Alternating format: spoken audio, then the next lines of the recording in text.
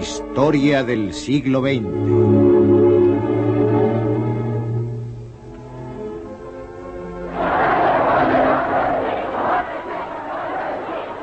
La revolución de un solo hombre, Mao Zedong. Este hombre, Mao Zedong, condujo un país de 540 millones de campesinos hacia el mundo moderno. Lo consiguió tras medio siglo de guerras civiles e internacionales. Utilizó una mezcla de nacionalismo y comunismo para mantener al pueblo unido y dirigió el Partido Comunista Chino durante 42 años.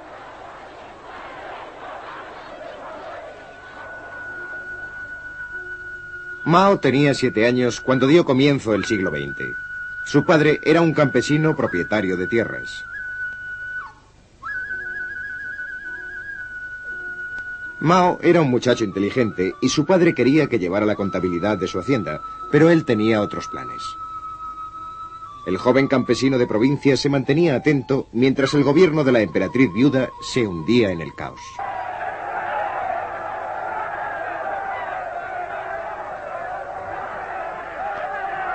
En 1912 se formó el Kuomintang, un partido popular dirigido por Sun Yat-sen. Mao Zedong, primero estudiante, después profesor y posteriormente bibliotecario, estudió historia y política en profundidad. Mao empezó a tomar conciencia de lo mal gobernada que estaba China. La mayoría de sus puertos e industrias estaban en manos de poderes extranjeros. Shanghái, controlado por británicos y franceses, era el mayor de los puertos chinos.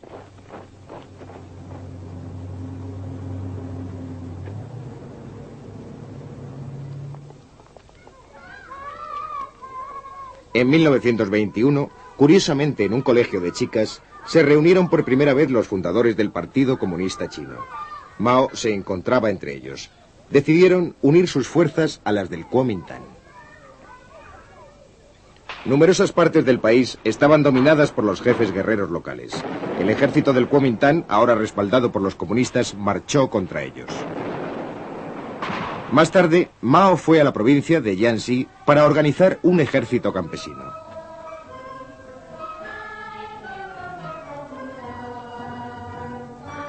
En Jiangxi, Mao confirmó su opinión de que el campesinado era la clave de la revolución en China. En 1927, la campaña del Kuomintang contra los jefes guerreros estaba en marcha. Pero las envidias de los comunistas en el interior del Kuomintang llevaron a una purga que supuso un desastre para estos. En una especie de noche de los cuchillos largos, algunos líderes comunistas fueron asesinados en Shanghái. Mao tuvo la suerte de no encontrarse allí. Algunos comunistas escaparon, refugiándose en las escasas plazas fuertes que aún conservaban.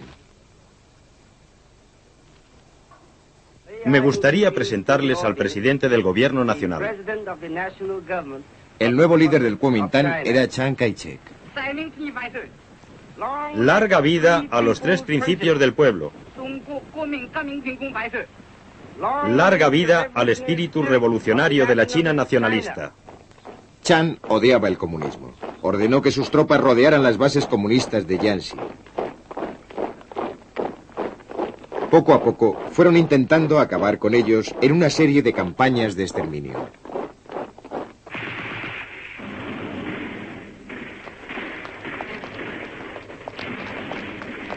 En 1934, Mao se dio cuenta de que su ejército rojo debía luchar o morir.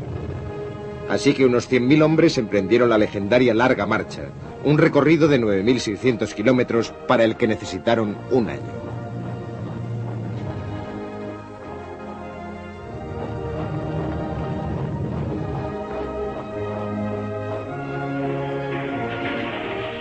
Las fuerzas del Kuomintang hostigaron a los participantes en la marcha. Durante esta, en una ciudad llamada Shunji, Mao fue elegido presidente del Partido Comunista Chino.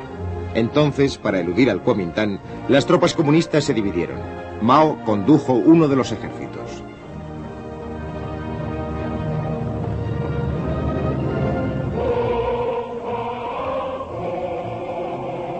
Aunque hubo desacuerdos, los participantes en la marcha acabaron por llegar a los territorios del noroeste que estaban en manos comunistas. Solo 30.000 sobrevivieron. Establecieron una base en los alrededores de la pequeña ciudad de Yenan. Vivían en cuevas hechas en las laderas de las colinas.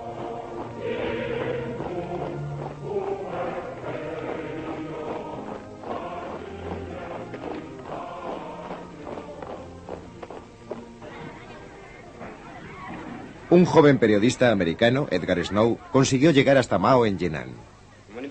Cuando Mao empezó a hablarme de sus planes sobre el futuro de China y la revolución, al principio me pareció un poco fantasioso porque él solo dominaba un territorio muy pequeño y tenía pocos hombres.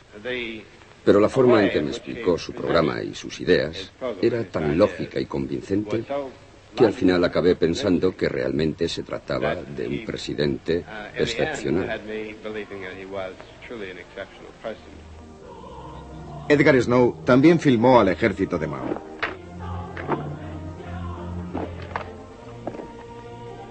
Era el momento de hacer planes y preparativos.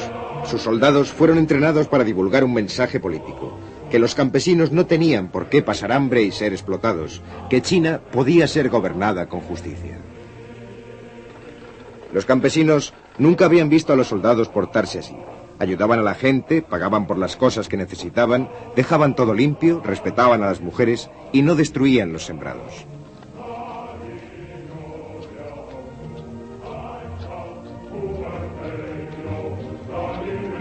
En 1937, Japón empezó una guerra con China.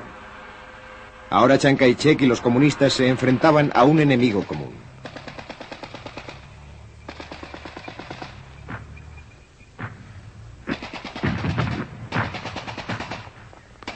Los comunistas pidieron que se formara un frente único para combatir a Japón.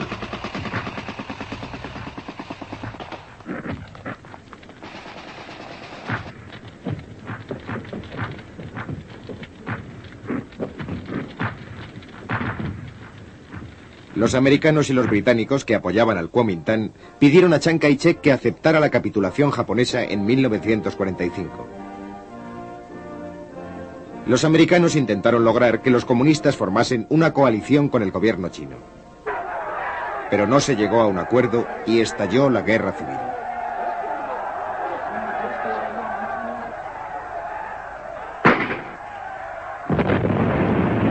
En un primer momento, el Kuomintang era muy superior numéricamente y tenía armamento más moderno, pero sus tropas estaban mal entrenadas y mal pagadas.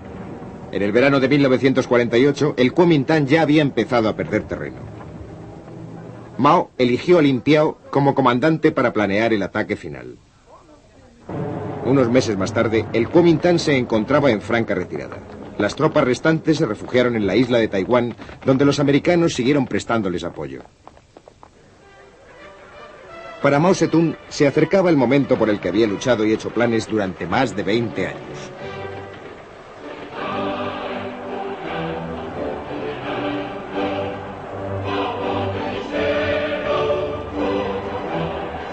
El 1 de octubre de 1949, Mao y sus colaboradores se apostaron en la Puerta de la Paz Celestial de Pekín y Mao proclamó la nueva República Popular China.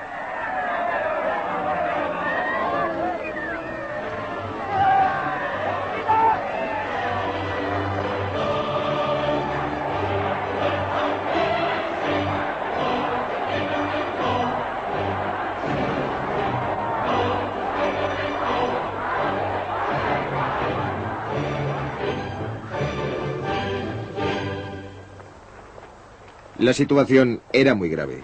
China pasaba hambre y estaba en ruinas. Mao y sus colaboradores empezaron a actuar con energía. Los grandes propietarios de tierras, en especial los que habían utilizado la violencia con los campesinos, fueron condenados por los tribunales populares. A muchos de ellos se les sentenció a muerte. Las escrituras de sus posesiones fueron quemadas y sus tierras se repartieron.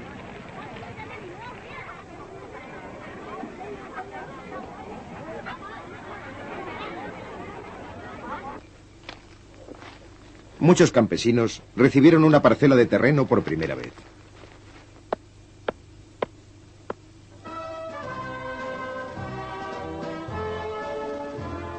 En Moscú, Stalin se entrevistó con Mao y le ofreció ayuda. Se envió a técnicos soviéticos para que ayudasen en la construcción de embalses, puentes, fábricas y ferrocarriles.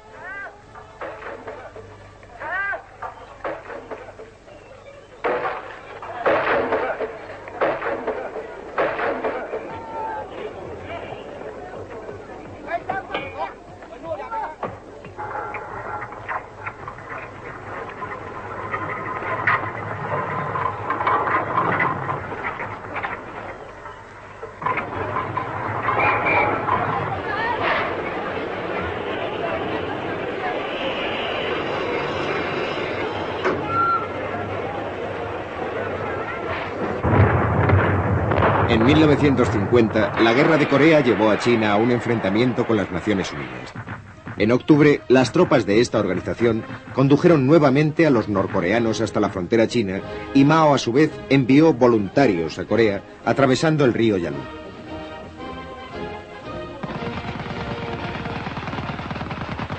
En un primer momento, las fuerzas comunistas chinas consiguieron vencer a las de las Naciones Unidas.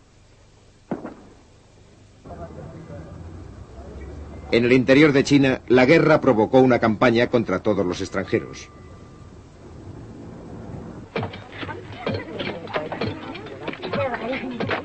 Mao quería estimular a la población para que consiguieran nuevos logros por sus propios medios.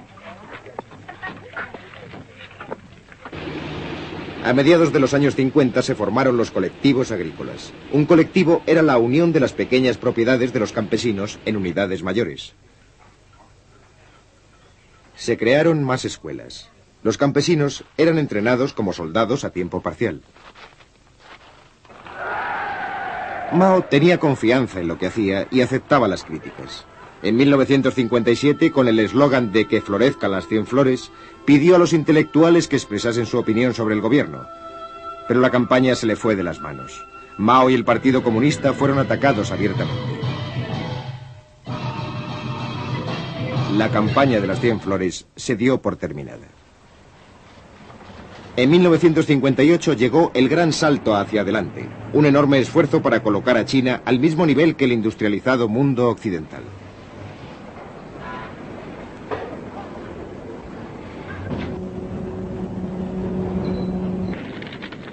Se establecieron disposiciones para crear industrias en el campo. En toda China, los campesinos intentaron producir acero en sus propios hornos. Trabaja duro durante 3 años y sé feliz durante 1000, decía el eslogan. Sin embargo, el gran salto hacia adelante no consiguió producir los resultados esperados. China no podía ir tan deprisa como querían sus líderes. Así que, aunque Mao mantuvo su puesto clave como jefe del partido, un burócrata, Liu Shaoxi, se hizo cargo de la presidencia del país. El fracaso del gran salto supuso un retroceso para China y 3 años de condiciones climáticas desfavorables y malas cosechas empeoraron la situación. La gente pasaba hambre. A pesar de las dificultades, el sistema de racionamiento evitó las muertes por inanición.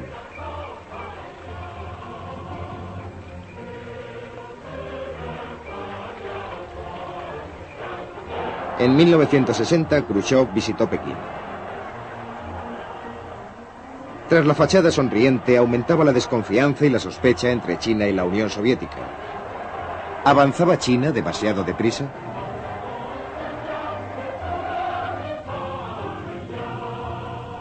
La Unión Soviética rompió la promesa de entregar a los chinos una bomba nuclear. Sus diferencias fueron en aumento. Los soviéticos hicieron regresar a sus técnicos, provocando un retroceso importante en los planes de industrialización. A pesar de ello, en 1963, sin su ayuda, China hizo estallar su primera arma nuclear.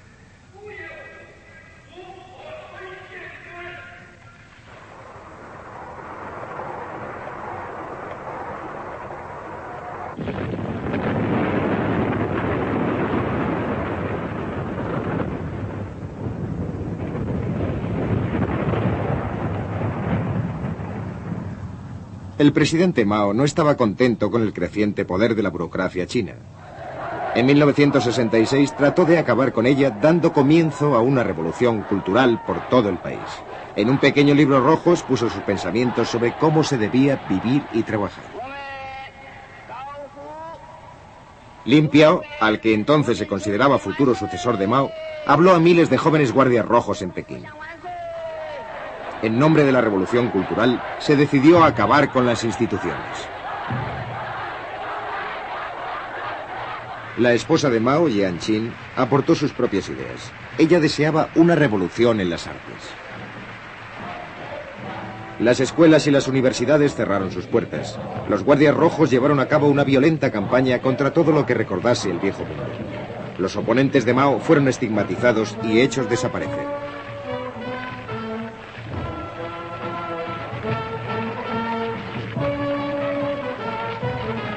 los acontecimientos fueron tomando proporciones excesivas. Solo una cosa podía hacerse: llamar al ejército para que restableciese el orden. Y así, el ejército tomó las fábricas, las comunas, los colegios.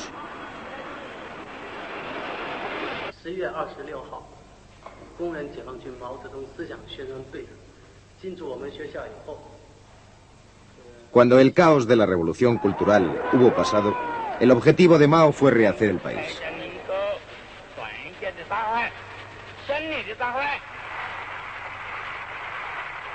Más importante que la revolución en el campo y en las fábricas, iba a ser la revolución operada en el nuevo hombre chino. Mientras tanto, en el norte, soviéticos y chinos se enfrentaron en los territorios fronterizos. Los líderes chinos veían a la Unión Soviética como una amenaza creciente. Los noticiarios expresaban esos temores. Podemos sacrificar nuestras vidas, pero no podemos perder ni una sola pulgada del sagrado territorio de nuestra patria. De esta forma, China empezó a cultivar las relaciones con otros gobiernos. Y en 1972, el presidente norteamericano Richard Nixon viajó a Pekín, acabando así casi 25 años de hostilidad entre China y Estados Unidos.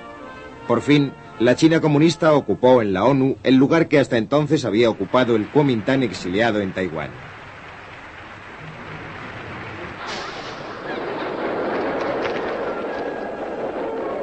Ahora Mao tenía ya más de 70 años y estaba enfermo. Sin embargo, igual que otros hombres como Zhou Enlai, había luchado por la revolución y quería que ésta siguiese adelante.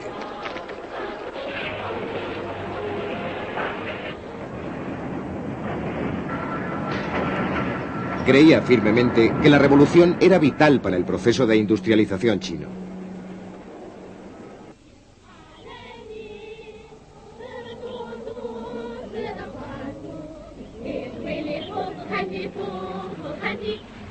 Las comunas, alguna de ellas de hasta 60.000 miembros, habían reemplazado a los colectivos agrícolas. Mao había logrado mejorar el nivel de vida de centenares de millones de chinos. Para todos ellos, Mao sobresalía entre otros líderes.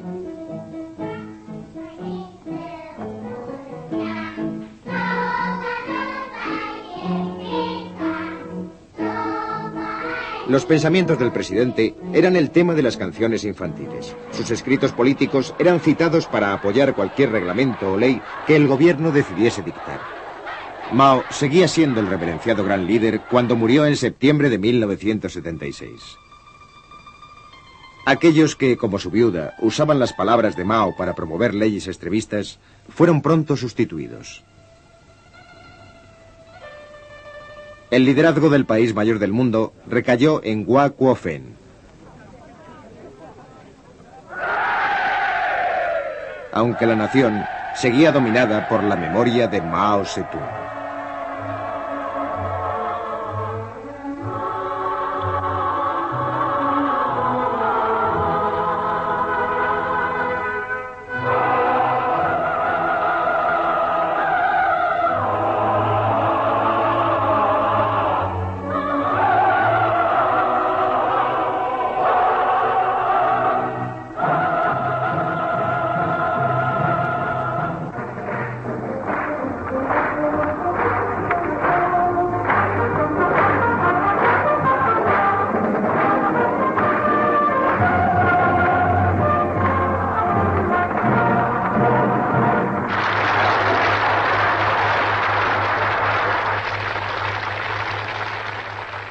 La legendaria Larga Marcha, un recorrido de 9.600 kilómetros para el que necesitaron un año.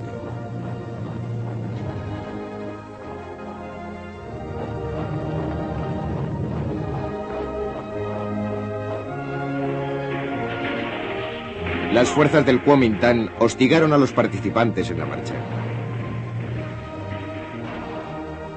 Durante esta, en una ciudad llamada Shunyi, Mao fue elegido presidente del Partido Comunista Chino. Entonces, para eludir al Kuomintang, las tropas comunistas se dividieron. Mao condujo uno de los ejércitos.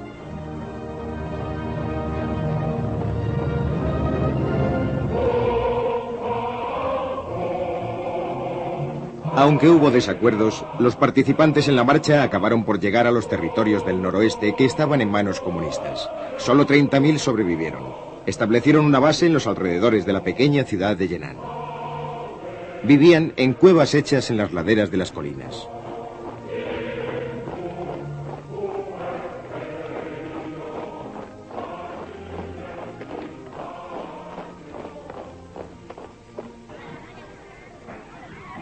Un joven periodista americano, Edgar Snow, consiguió llegar hasta Mao en Yenan.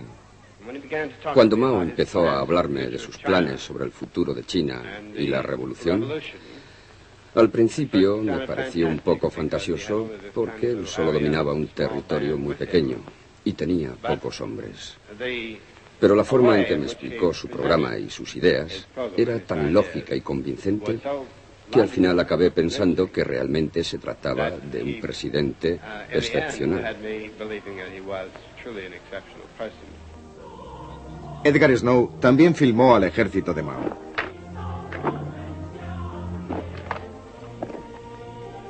Era el momento de hacer planes y preparativos. Sus soldados fueron entrenados para divulgar un mensaje político, que los campesinos no tenían por qué pasar hambre y ser explotados, que China podía ser gobernada con justicia. Los campesinos nunca habían visto a los soldados portarse así. Ayudaban a la gente, pagaban por las cosas que necesitaban, dejaban todo limpio, respetaban a las mujeres y no destruían los sembrados.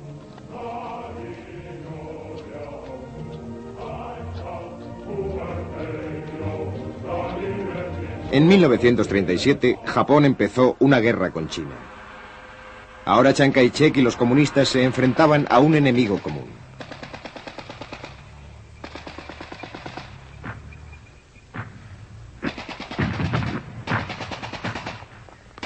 Los comunistas pidieron que se formara un frente único para combatir a Japón.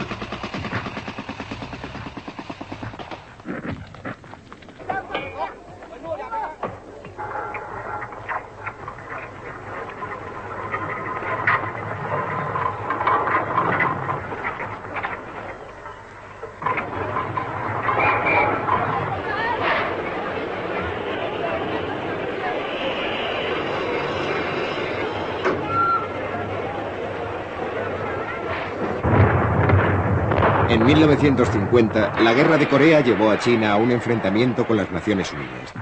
En octubre, las tropas de esta organización condujeron nuevamente a los norcoreanos hasta la frontera china y Mao, a su vez, envió voluntarios a Corea atravesando el río Yalu.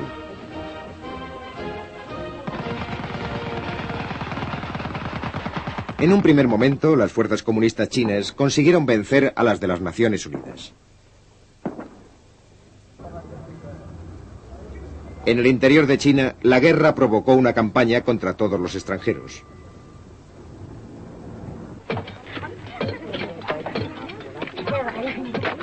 Mao quería estimular a la población para que consiguieran nuevos logros por sus propios medios. A mediados de los años 50 se formaron los colectivos agrícolas. Un colectivo era la unión de las pequeñas propiedades de los campesinos en unidades mayores. Se crearon más escuelas. Los campesinos eran entrenados como soldados a tiempo parcial.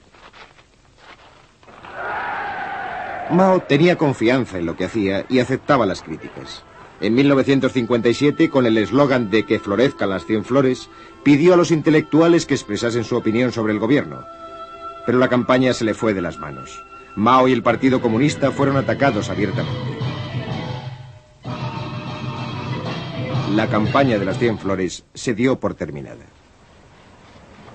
En 1958 llegó el gran salto hacia adelante, un enorme esfuerzo para colocar a China al mismo nivel que el industrializado mundo occidental.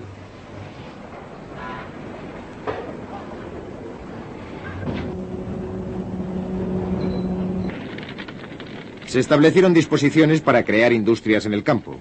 En toda China, los campesinos intentaron producir acero en sus propios hornos. Trabaja duro durante 3 años y sé feliz durante 1000, decía el eslogan. Sin embargo, el gran salto hacia adelante no consiguió producir los resultados esperados. China no podía ir tan deprisa como querían sus líderes. Así que, aunque Mao mantuvo su puesto clave como jefe del partido, un burócrata, Liu Shaoxi, se hizo cargo de la presidencia del país. El fracaso del Gran Salto supuso un retroceso para China y 3 años de condiciones climáticas desfavorables y malas. Era la unión de las pequeñas propiedades de los campesinos en unidades mayores. Se crearon más escuelas. Los campesinos eran entrenados como soldados a tiempo parcial. Mao tenía confianza en lo que hacía y aceptaba las críticas. En 1957, con el eslogan de que florezcan las 100 flores, pidió a los intelectuales que expresasen su opinión sobre el gobierno. Pero la campaña se le fue de las manos. Mao y el Partido Comunista fueron atacados abiertamente. La campaña de las 100 flores se dio por terminada. En 1958 llegó el Gran Salto hacia adelante, un enorme esfuerzo para colocar a China al mismo nivel que el industrializado mundo occidental.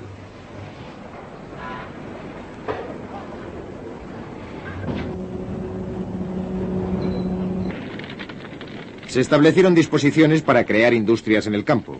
En toda China, los campesinos intentaron producir acero en sus propios hornos.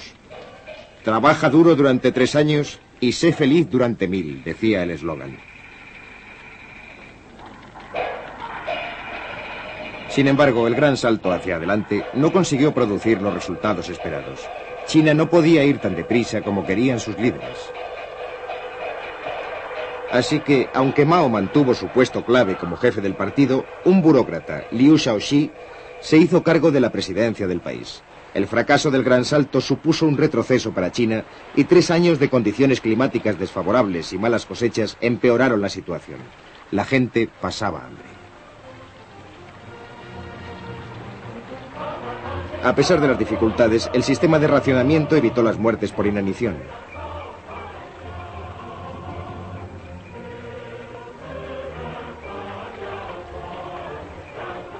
En 1960, Khrushchev visitó Pekín.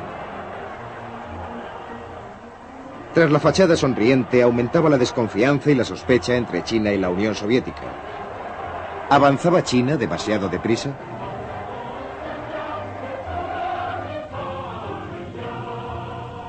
La Unión Soviética rompió la promesa de entregar a los chinos una bomba nuclear. Sus diferencias fueron en aumento. Los soviéticos hicieron regresar a sus técnicos, provocando un retroceso importante en los planes de industrialización. A pesar de ello, en 1963, sin su ayuda, China hizo estallar su primera arma nuclear.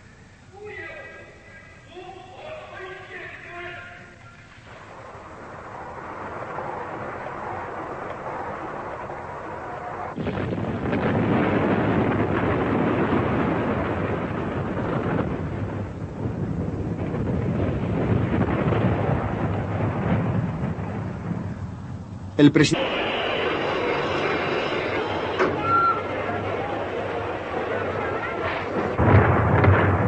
En 1950, la guerra de Corea llevó a China a un enfrentamiento con las Naciones Unidas. En octubre, las tropas de esta organización condujeron nuevamente a los norcoreanos hasta la frontera china y Mao, a su vez, envió voluntarios a Corea atravesando el río Yalu.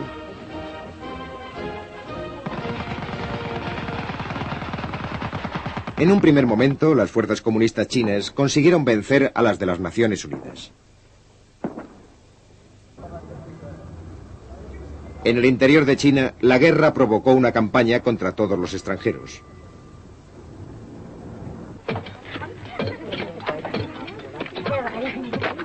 Mao quería estimular a la población para que consiguieran nuevos logros por sus propios medios. A mediados de los años 50 se formaron los colectivos agrícolas. Un colectivo era la unión de las pequeñas propiedades de los campesinos en unidades mayores. Se crearon más escuelas.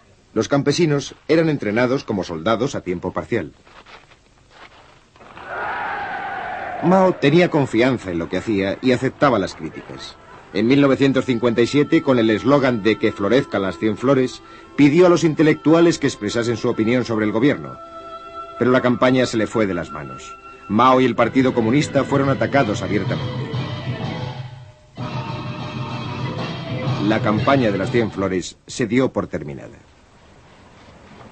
En 1958 llegó el gran salto hacia adelante, un enorme esfuerzo para colocar a China al mismo nivel que el industrializado mundo occidental.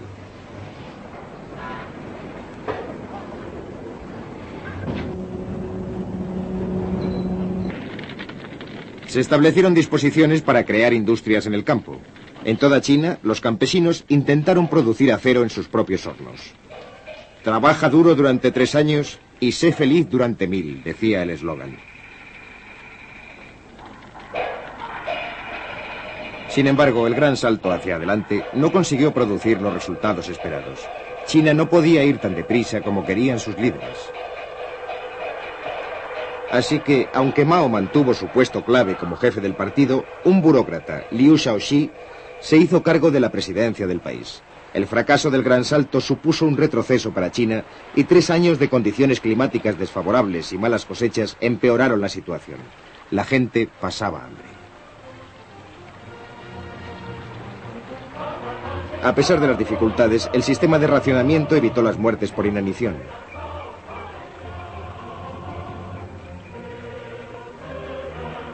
Se formó el Kuomintang, un partido popular dirigido por Sun Yat-sen. Mao Zedong, primero estudiante, después profesor y posteriormente bibliotecario, estudió historia y política en profundidad. Mao empezó a tomar conciencia de lo mal gobernada que estaba China. La mayoría de sus puertos e industrias estaban en manos de poderes extranjeros. Shanghái, controlado por británicos y franceses, era el mayor de los puertos chinos.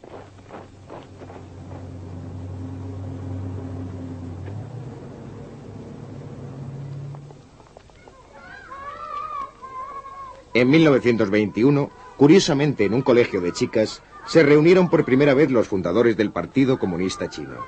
Mao se encontraba entre ellos. Decidieron unir sus fuerzas a las del Kuomintang. Numerosas partes del país estaban dominadas por los jefes guerreros locales. El ejército del Kuomintang, ahora respaldado por los comunistas, marchó contra ellos.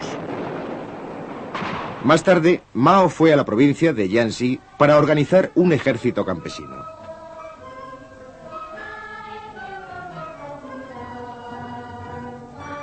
En Jiangxi, Mao confirmó su opinión de que el campesinado era la clave de la revolución en China. En 1927, la campaña del Kuomintang contra los jefes guerreros estaba en marcha. Pero las envidias de los comunistas en el interior del Kuomintang llevaron a una purga que supuso un desastre para estos. En una especie de noche de los cuchillos largos, algunos líderes comunistas fueron asesinados en Shanghái. Mao tuvo la suerte de no encontrarse allí. Algunos comunistas escaparon, refugiándose en las escasas plazas fuertes que aún conservaban. Me gustaría presentarles al presidente del gobierno nacional. El nuevo líder del Kuomintang era Chiang Kai-shek. Larga vida a los 3 principios del pueblo. Larga vida al espíritu revolucionario de la China nacionalista. Chiang odiaba el comunismo. Ordenó que sus tropas rodearan las bases comunistas de Jiangxi. Poco a poco fueron intentando acabar con ellos en una serie de campañas de exterminio.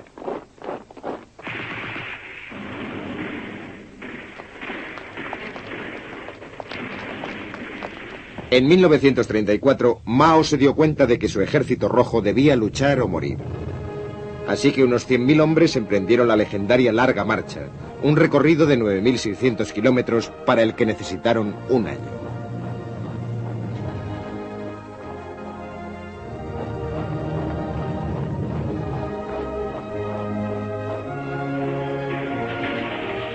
Las fuerzas